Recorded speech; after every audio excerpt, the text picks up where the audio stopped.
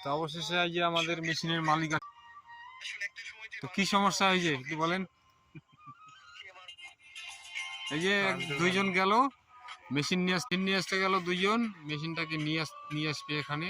এই যে মেশিন, এইখানে আছে মেশিন, দুইজন যাচ্ছে। আর মেশিনের মালিক, তার সাথে আছে আমার ভাগনা। এই যে আর আমরা আসছি কাজে। তো সূর্যটা কিছুক্ষণ আগে দেখালাম আপনাদের, এই যে দেখা যাচ্ছে না সূর্যকে, তো এখন আমাদেরকে দেখতে পাবেন আর কি। কেন কেন কি হয়েছে?